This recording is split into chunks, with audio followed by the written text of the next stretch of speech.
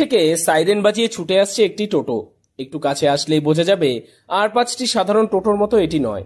এই টোটো সাধারণ যাত্রীকে তার গন্তব্যে পৌঁছানোর জন্য নয়, মুমূর্ষু রোগীর প্রাণ বাঁচানোর জন্যই এই টোটো আবিষ্কার।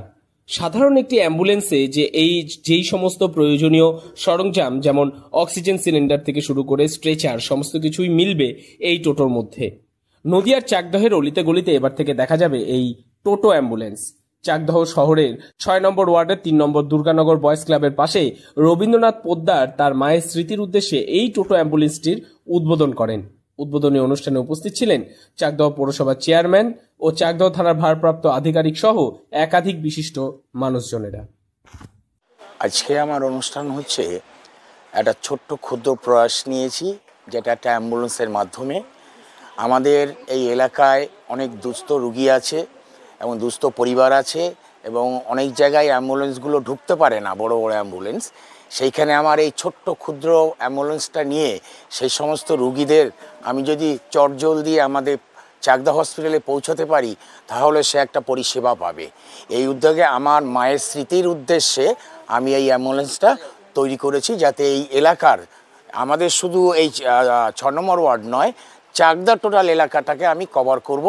আমাদের যে সমস্ত ফোন নাম্বার আছে, জাস্ট একটা ফোন করবে, দিন এবং রাত্রে সবসময় আমাদের অ্যাম্বুলেন্স চালু থাকবে এবং আমাদের অ্যাম্বুলেন্সে অক্সিজেন আছে।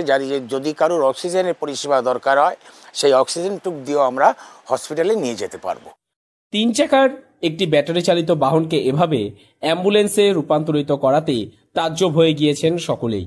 এই অ্যাম্বুলেন্স তৈরি করার পেছনে মূল উদ্দেশ্য হল চাকদহ শহরের এমন অনেক ছোট অলিগলি রয়েছে যেখানে ঠিকমতো 4 চাকা কোনো গাড়ি পৌঁছতে পারে না, যেই কারণে সেই সমস্ত এলাকায় মুমূর্ষু রোগীদের হাসপাতালে চিকিৎসার জন্য যেতে বিলম্ব হয়।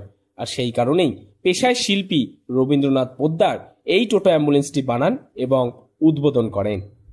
আসলে অ্যাম্বুলেন্সটাই ছিল আমাদের ওই পোদ্দারবাবুর উদ্দেশ্য আমাদের করা হয়েছে। তো উনি যে চাকদাবাসীদেরকে একটা যে বিনা পয়সা যে পরিষেবা দিচ্ছে অ্যাম্বুলেন্স টোটো, তো আমি দাদাকে বিশেষ করে ধন্যবাদ দিচ্ছি যে দাদা এই উদ্যোগটা নিছে, এটা সবচেয়ে বড় ব্যাপার। তবে আসল বিষয় হলো সঠিক সময় যখন এই অ্যাম্বুলেন্সের দরকার পড়বে, তখন চালক কে হবেন এ বিষয়ে পাড়ার অনেকেই এগিয়ে এসেছেন।